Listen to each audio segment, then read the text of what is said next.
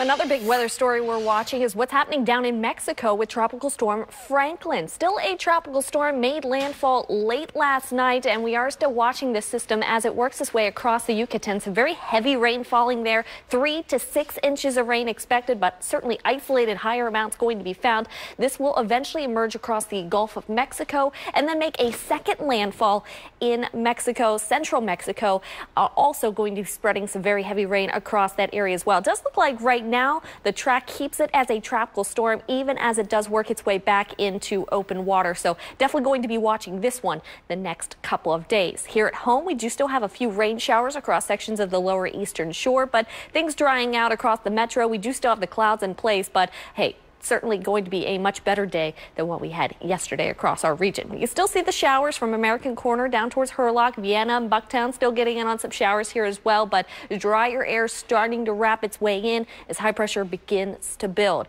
We do still have some visibility problems this morning, some patchy fog being found across parts of Carroll and Frederick County. You can see that we're down to about a mile, mile and a half, 2 mile visibilities there, and also down towards the eastern area where we're down to about a mile and a half visibility. So watch out for that. Use the low beams. Take it slow as you head out the door, as some of the roadways are still wet. Temperatures this morning are on the mild side, currently sitting at 67. That's at BWI Airport. Dew points are still pretty high, though, so the mugginess is still with us, though drier and more comfortable air, less humid air, that'll be arriving as the day wears on. Winds currently out of the northwest, 3 miles per hour for that, and you can see temperatures across the board in the mid to upper 60s from Jarrettsville down towards Timonium. We're at 68 in Millersville. Good morning to you in Preston. You're also checking in at 68, and Fredericktown this morning coming in at 67.